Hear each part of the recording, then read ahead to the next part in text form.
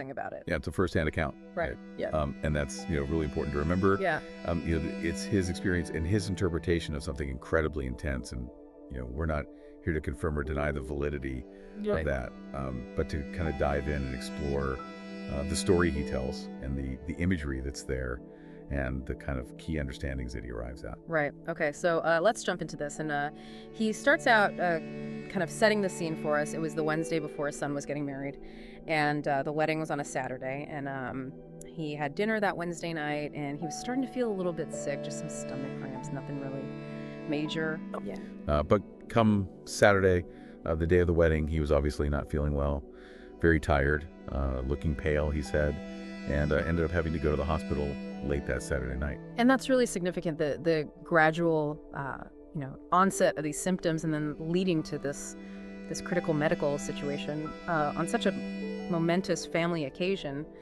You can imagine that really amplified the emotional weight of everything that followed. I think he even mentioned that he hadn't slept the night before and felt extremely sick. So it was really getting pretty severe by the time he reached the hospital. Yeah, definitely. Yeah. So he gets to the hospital. It's about midnight Saturday night. They run some tests and they come back, and he has a very high white blood cell count, and they suspected a ruptured appendix. Yeah. So it was a serious situation. They had to get him ready for surgery immediately. And this is where things really take a turn, isn't it? This moment of transition. He says that he remembers the anesthesia mask coming down, and then suddenly there's Jesus standing right next to him with his hand outstretched. Wow. Yeah. And what's really striking here is that a lot of, accounts of OBEs, out-of-body experiences tend to be very, detached in the sense that people talk about floating above themselves, observing things from a distance. And Mike's account is really interesting in that it's a very direct encounter. Yeah. It's a face-to-face interaction. And his reaction is so relatable too, right? Yeah. It's like, wait a minute, what's going on? How can Jesus be here? Yeah. Where are the doctors? Yeah. I'm supposed to be in surgery right now. So it really highlights this contrast between his kind of rational understanding of what should be happening in the physical world and this extraordinary event that's unfolding. And he even mentions that that people talk about having these experiences and floating away from their bodies, and that's not at all what he experienced. Right. He very specifically says, he was seeing Jesus as a physical person beside him. Right. And the description of Jesus himself is quite notable. Yeah. Yeah. It's not the kind of typical Western image that you might expect. It's someone who resembled an Arab man with darker skin, dark hair, and these blue-green eyes. So that, again, challenges some of the commonly held images, and in some ways aligns a little bit more with the historical and geographical context. Yeah, and he very specifically says that, this wasn't the blonde-haired, blue-eyed Jesus that he was used to seeing in pictures. Yeah. And then he gets to what feels like the core of that encounter, and that is when he says that, Jesus looked into his eyes, and he felt like Jesus was looking right into his soul, and at that moment, he knew without a doubt that it was him. Wow. And then when he took Jesus's hand, he said, everything changed. And that feeling of recognition, that profound and immediate recognition, that is something that comes up again and again in these accounts. That it's a sense of absolute certainty that goes beyond logical reasoning. Yeah. And then that shift, right? As soon as he takes his hand, it's like this movement into this completely different realm of reality. Right, and he ends up all of a sudden on a grassy hill, and he very specifically says that the grass was this dark green grass that was so intense, he felt like he could actually count each blade of grass. Wow. That kind of detail that really brings this otherworldly experience into something that feels almost tangible, you know? And that hyper-realism that often comes up in these accounts. Yeah. The senses seem to be amplified. Yeah. The vividness of colors and textures surpassing anything that we experience in our everyday lives. And the contrast, he points out, right between the kind of incredibly detailed foreground of the grass and this overwhelming whiteness all around. Yeah. It almost suggests a specific point of focus within this larger reality that maybe is beyond our full comprehension. Right, and within this whiteness, he sees what he calls the source of light. And it was a brilliant white globe, almost the size of a basketball, and it was emitting these beams of light that he said looked like fluorescent tubes. And then one of these beams comes directly towards him, passes right through his head.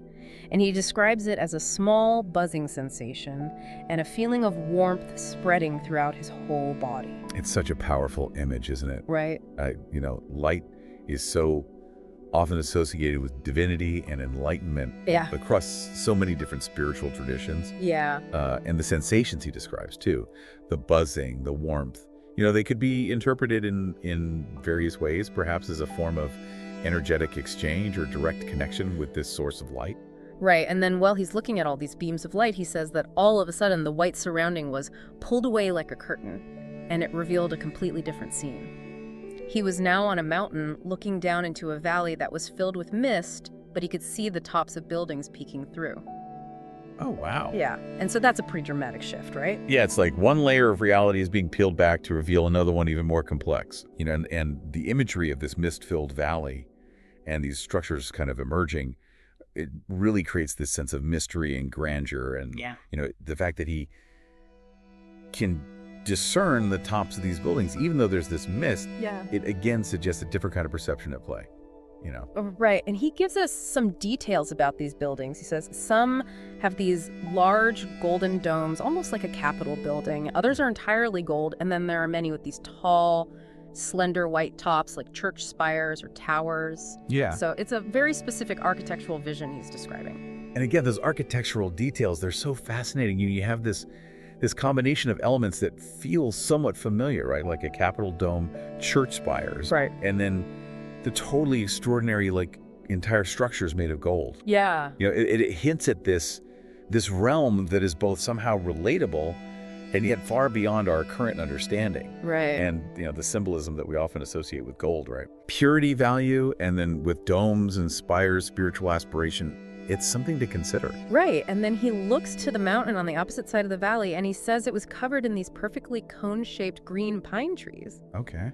And then he notices that the very tips of the branches look like they have diamonds on them. That's so interesting. Yeah, no, it's really interesting detail, isn't it? Yeah, diamonds, of course, associated with brilliance, clarity, permanence. It just adds another layer of this extraordinary beauty and maybe symbolic meaning to this landscape he's witnessing. Right, and those beams of light that we talked about earlier, they're now moving across the valley, hitting these diamonds on the pine trees and causing them to explode into what he describes as countless tiny white rays of light. He likens it to a fireworks display, but he says that it was all white and bright. Wow.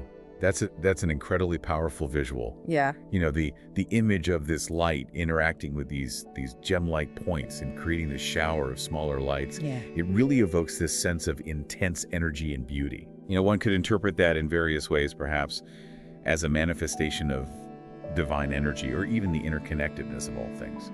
Right, and in the midst of all of this, he looks back at Jesus, who says to him, "This is the glory of the Lord."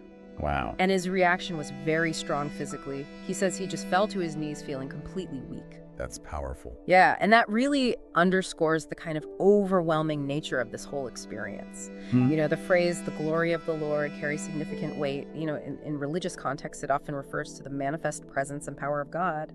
So his feeling of profound weakness definitely suggests an encounter with something far beyond our typical human experience and comprehension. Yeah. And then after all of this, he describes being brought back, and he says that he woke up to a doctor leaning over him, asking him his name. Okay. And he says he responded in his mind, but couldn't initially speak. His mouth was so dry. Yeah. But the doctor asked again, and he was finally able to say Mike, and that's when they knew he was back with them. And that return to the physical body is often described as quite stark and sometimes disorienting. The contrast between the kind of expansive and incredibly vivid reality of what's often called the NDE and the more limited sensations of the physical body. Right. And so that delayed verbal response and the physical sensation of first really highlight that transition back. Yeah, definitely. And the next morning, the surgeon comes in to see him, and he said he wanted to tell him what he believed was a near-death experience, but he started crying. Okay. The surgeon reassured him, telling him that everything would be all right. But then he said something really interesting. He said that his case was the most severe he had ever seen, especially one where the patient survived, and he attributed it to God not being finished with Mike. Wow. So that surgeon's reaction really provides this external perspective on just how extraordinary Mike's survival was. Yeah. Coming from a medical professional who directly witnessed the severity of his condition. Yeah. That statement carries a lot of weight. Yeah. And it also introduces this theme of divine intervention, at least as it was perceived by the surgeon in that moment. Right, and that kind of leads into what Mike himself took away from all of this. Yeah. He says, Jesus had said to him, I won't answer your prayer. Okay. And he thought about this a lot. What prayer could this have been? Yeah. And then he remembered his childhood and how he used to pray regularly to see heaven and the glory of the Lord. Wow. He even mentions asking God for this every couple of weeks. And what's really amazing is how much time had passed, 40 years, from those prayers as a kid to this experience. And so that connection that he draws between his childhood prayers and this near-death experience, it's such a powerful and personal interpretation. Yeah. It suggests this long-held desire and a feeling that this experience was in some way a direct response to those heartfelt requests from his younger years. Yeah. And that time gap, the 40 years, really underscores the idea that the timing of such things may not always align with our human expectations. Right, and so then he goes on to give what he believes are the key theological takeaways from all of this, at least as presented in this transcript. Yeah. He believes that our sins are already forgiven and that accepting Jesus Christ is the key to eternal life, which is offered freely as God's grace. Right. He sees God as a loving Father. Yeah. And he holds a hope for the future in heaven, including being shown the city without the mist, and eventually God bringing his city to earth for humanity to live in. And so these theological interpretations, they're clearly central to how Mike makes sense of his near-death experience. Yeah. And his emphasis on grace and forgiveness aligns with core tenets within certain Christian doctrines. His view of God as a loving father is a very common and comforting image across many different faith traditions. Right. And then the future hope that he describes, this eventual joining of heaven and earth, Yeah. it reflects eschatological beliefs that we find in various religious texts. Right. And it's crucial to remember, as we talked about before, these are his conclusions drawn from this deeply individual experience. Yeah, definitely. So to kind of bring this all together, this deep dive into Mike McKenzie's account, Yeah. we've really explored this whole thing that happened, this unexpected medical emergency that led to this really profound out-of-body experience. Right. We looked at this immediate encounter that he described with Jesus, and his descriptions of what he experienced were just incredible. The grassy hill, the source of light, that shifting landscape of the mist-covered city and those diamond-tipped pine trees. It's really something. Right. And then, that culminating in this overwhelming revelation of the glory of the Lord. Yeah. And then we followed his return to consciousness and his interpretation of this whole thing as a very personal answered prayer that really shaped his understanding. Yeah, and this transcript, it offers us this singular faith-based perspective on something as profound as the nature of death and the divine. Right. And it's a powerful and personal narrative that naturally raises a lot of really interesting questions for us about consciousness, about spirituality, and about the possibility of an afterlife. Right. And so that brings us to our final thought for you. Yeah. As you listen to all of this, consider how personal experiences and interpretations can really shape our understanding of these really big concepts, things like the afterlife and the divine. What parts of Mike's account resonated with you, and what questions maybe did it bring up for you? Yeah, that's something to really think about. Yeah, it really is. And we hope this deep dive into this really interesting source material has given you a lot to consider. Definitely. Thanks for joining us. Yeah, thanks for sending this in.